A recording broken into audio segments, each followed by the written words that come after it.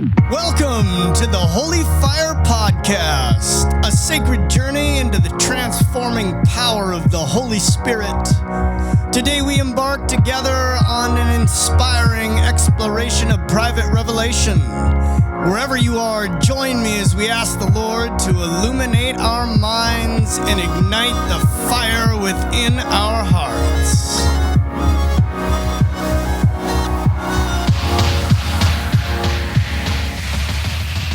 Welcome to the Holy Fire Podcast with Father Justin Waltz. Today I want to unpack a little private revelation for you that I really think pertains to the times that we are living in, particularly right now, in a very, very significant way. Now, just a little disclaimer before I get into all of this, that we are not required on any level whatsoever to believe in any private revelation.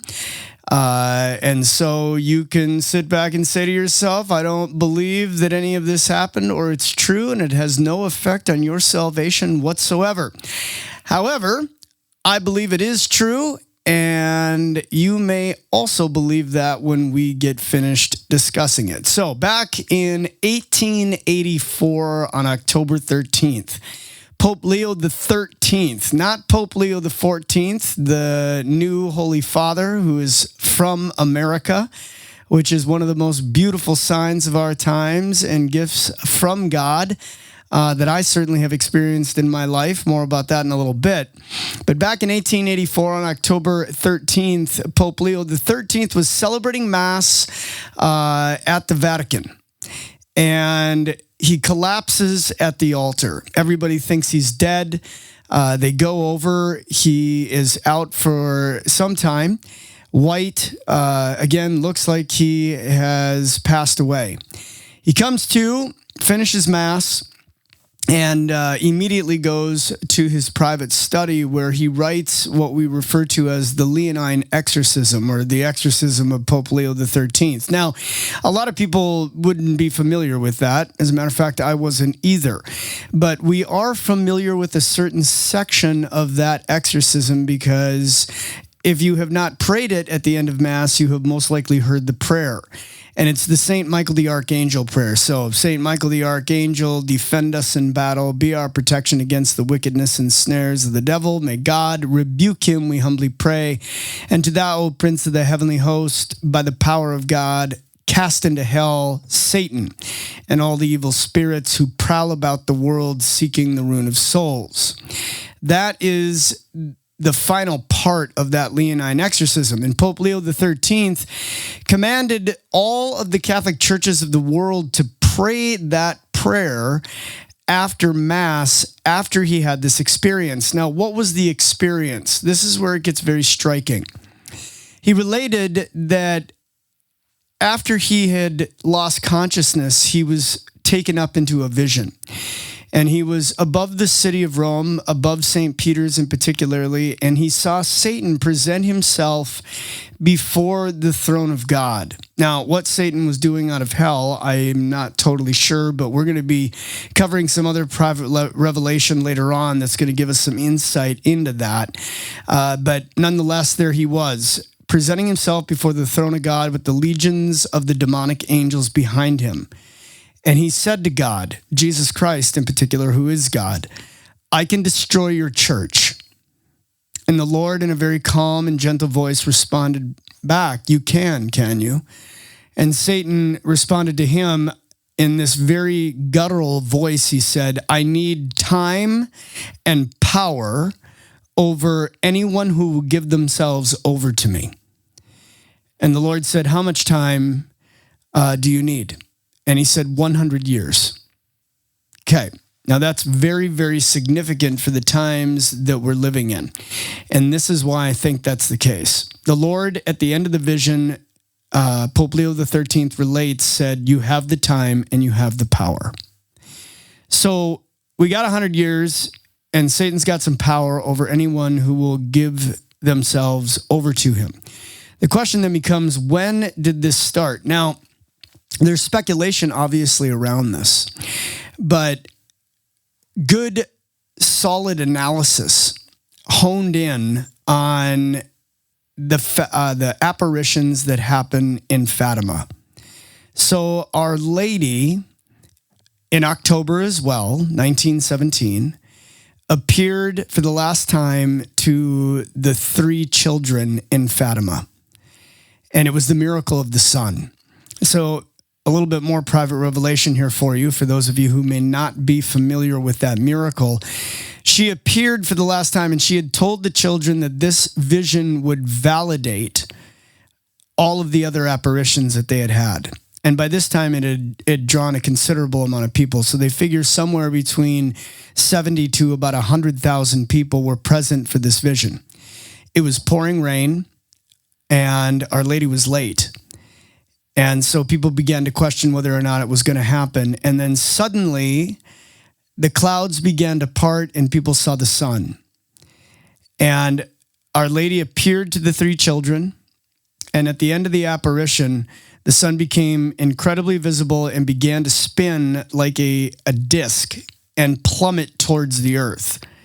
So everyone there that day, this mass group of people, goes down onto the ground, and those who were there related that they thought that the world was ending.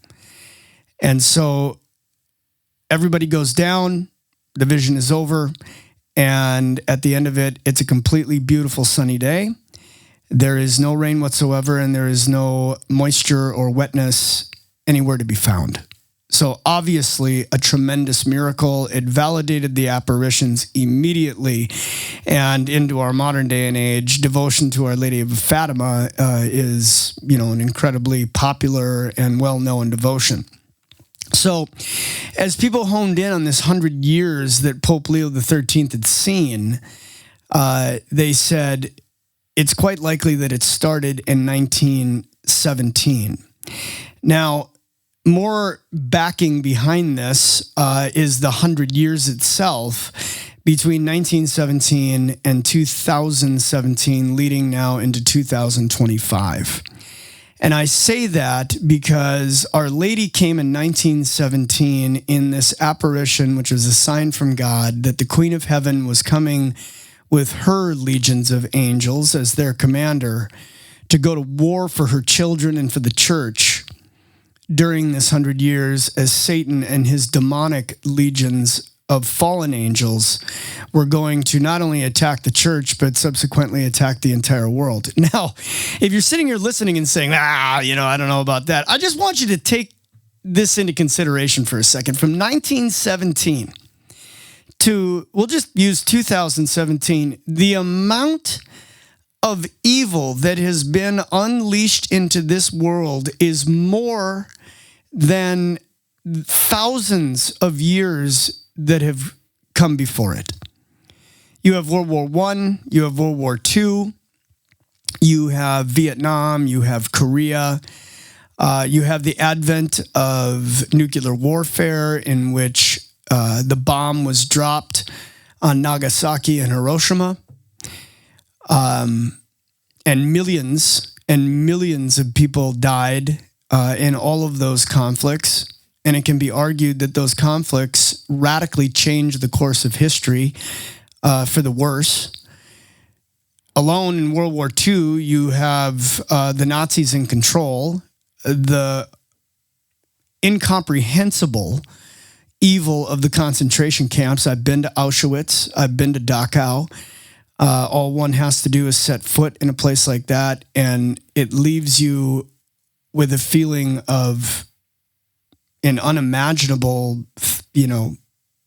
sort of incomprehension of what happened. You cannot fathom, while you're standing in a place like Auschwitz, that this actually happened, but it did. Out of the Nazi Party, you have a whole bunch of other evils that happened inside of those concentration camps. One of the big, controversies and or discussions coming out of World War II was whether or not they were going to retain the research that the Nazis did to children, to the Jewish community inside of those concentration camps. It was decided that they would retain that information. And arguably, a lot of that information probably were things that shouldn't even be known to humanity.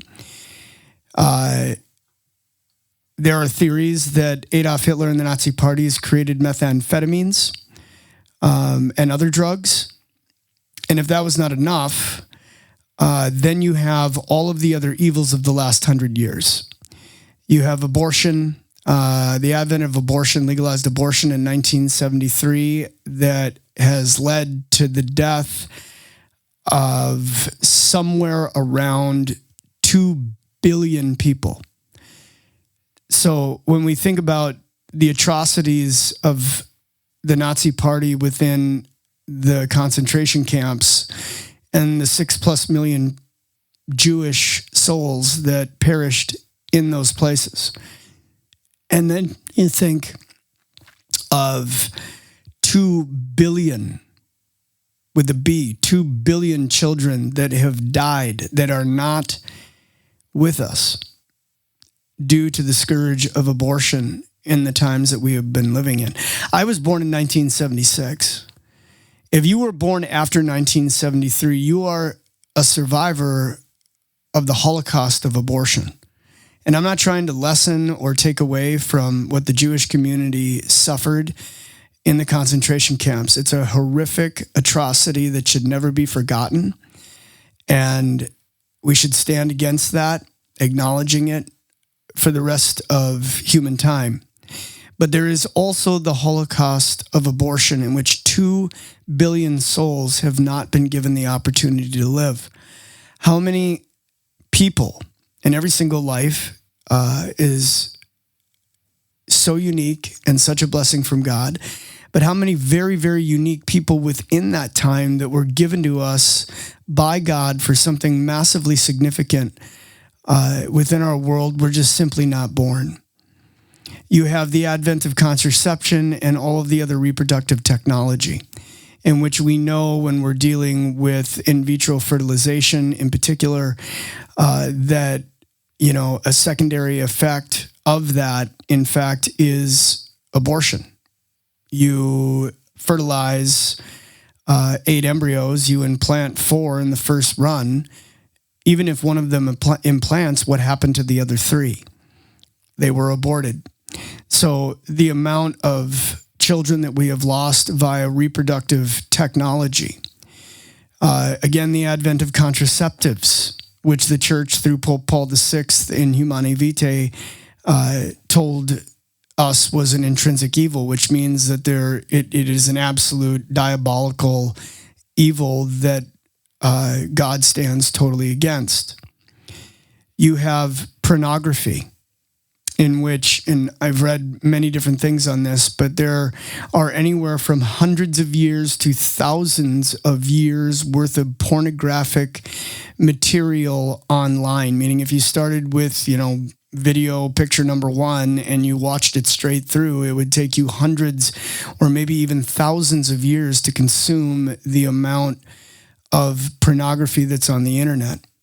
That pornography now more than ever in the last probably 2 to 3 years has been discovered on a scientific level to be a drug.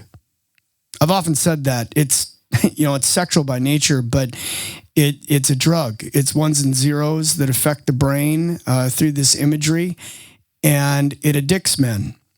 You become addicted to it. How many lives has pornography destroyed through addiction, sexual addiction to pornography? How many marriages has pornography destroyed just through its use? Not even addiction. Worse yet, how many young people's lives? And, we're not going to get into any examples, but speaking with brother priests who work with young people, the average age of, someone seeing this is somewhere between 8 and 13 years old. And this wasn't like going down, to the store and picking up, a pornographic magazine. This is stuff that is so horrific that is marketed by all of these major pornography platforms for money. That's what it's about. It's about money. And they don't discriminate. They could care less whether your 8-year-old seeing it or whether, the 65-year-old is seeing it. It's just like big tobacco back in the day. They knew their product was addictive, but they wanted to make money. The platforms, the pornographic platforms know that their product is addictive. They want to make money, and they don't care whose lives or whose life they destroy. And so all of this has happened over the last 100 years. The amount of global dysfunction that we're seeing even in our modern time, the assassinations that we have seen of very significant people over the last 100 years, and the fact that we have avoided a major conflict that would have potentially led to a nuclear war is nothing short of an absolute grace from Jesus Christ to all of humanity, so that we're still here. And so when we look back at the last 100 years, just using 1917 to 2017, and we do an honest analysis, one, I think, can come to a pretty solid conclusion that something different has happened. Something very extreme, very diabolical, satanic has happened. And the final point to that is the mass falling away of people from their faith. I often think it's what Paul talks about, in his letters, that first the great apostasy has to happen. If this isn't the great apostasy, I don't know what is. After the late 60s to the modern day and age, something like 35% of Catholics actually practice their faith. And of those 35%, it's some other drastic figure, like 20% actually believe in the real presence in the Eucharist. And that's not even including confession. I think something like, 10 to 15% of practicing Catholics are actually going to the sacrament of reconciliation. And so we have been attacked, everybody.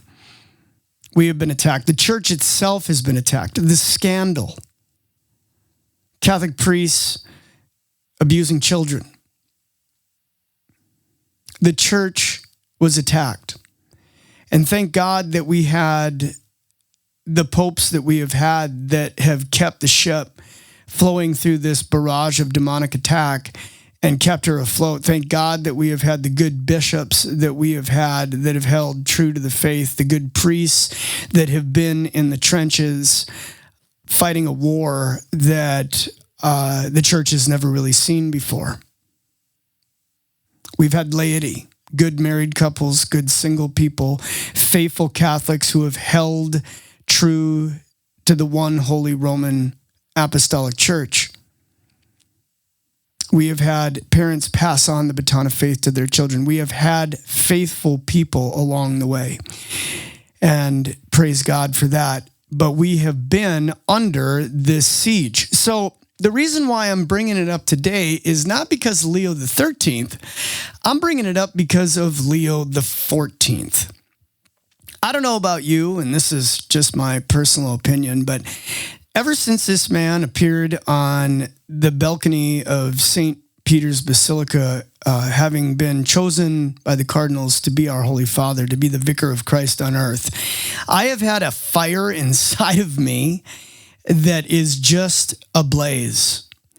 And that's for several different reasons. On a very practical, logical note, for as long as I've been on this road of priesthood seminary, I have always just kind of been under the understanding that we would never have an American pope. That was just sort of, the general, consensus is this wasn't going to happen. You don't win the World Cup and you don't get an American pope because that would just be too much United States of America or something like that. I don't know. So that was unbelievably surprising. Secondly, the man was ordained a bishop in 2014. So he has gone from being a bishop in 2014 to being the vicar of Christ on earth in 2025 in an extraordinarily short period of time. On top of that, he wasn't exactly super well known. The man was a missionary in Peru, an Augustinian monk and priest. And so certainly is not caught up into, the general political structure of the church. And yet in 4 votes if I have that right, in 4 votes, he was, elected to be the pontiff, the vicar of Christ on earth. And so to me, that is such an unbelievable sign from God that, obviously every pope is God's man, but this is such an unbelievable sign from God that we got somebody very special here. We got somebody very special. And so I was down in Tampa. I'm a Air Force chaplain, and I was at the Air Force Archdiocese chaplains retreat. And so I had taken a car home from the retreat conference the day that this happened. And when I got into the car, there was, probably a young man, 25 to maybe 27. And he's got, whatever news network that he has playing, and they're covering this. And so, I sit down, I'm listening to it. And I'm like, hey, man, are you Catholic? And he's like, no, man. He's like, I don't even believe in God. I'm like, oh, well, I'm a Catholic priest. And this is just absolutely unbelievable. We got an American Pope. And he kind of turns around, as he's driving. And he's like, I know, isn't it awesome? And I thought to myself in that moment, this guy who does not believe in God is excited about, this Pope from America. Second, I get back to the hotel that night, and I'm walking in, and in this particular hotel, there's like a large open lobby, and off, sort of segregated off to the side is the lounge, but there's not like an actual lounge area. It's sort of connected to the lobby, and there's probably about 25 to 50 people in there. And so I just thought, I'm kind of an extrovert, so I said, I'm just going to give this a test to see what happens. So I just shout out to the lounge area, hey, we got an American Pope. And I'm not kidding you. The entire group begins to clap. And so I'm on my way back to my room, and for several days afterwards, even to right now, I'm thinking that God has given us such an opportunity, at least within the United States, for evangelization. Because we have something, whether you believe in God or not, whether you're Catholic or not, to be so unbelievably proud of. In Pope Leo XIV, we have a pope from America. We have an American pope.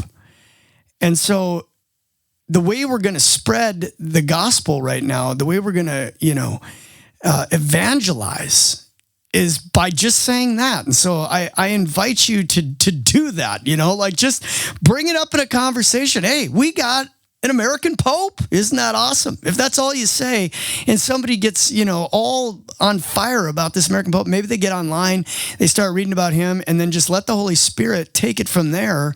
And they start, opening up the doors to rediscovering their faith and coming back to the church and her sacraments. So there's an awesome opportunity. Secondly, getting back to Leo XIII, whether Leo XIV or not is aware of Leo XIII's visions or not, I would assume that he is, but maybe not. I think that, and again, this is just my personal opinion, but I just feel like God is sending a sign to all of us that says it's over. It's this battle, this 100 years, this demonic attack is over. And you don't got to live that way anymore. And so how long have so many of us been sick of evil seemingly having the upper hand? I know that it doesn't. I know that it only has as much as God will give it. But now it has none. And that time is over, and it is our time to march. It is our time to fight. It is our time to get behind the banner of Leo XIV as he raises the flag of Christ and marches on the legions of hell. And we have got to support him. We have got to pray for him. We have got to get behind him. You convert the United States of America, and you convert the world. And so join the movement, everyone. Join it. Because the Renaissance of the Holy Roman Catholic Church has begun. And Christ himself is about to be seen in a new evangelization that Pope John Paul II prophesied. And it is time to get on board or get out of the way.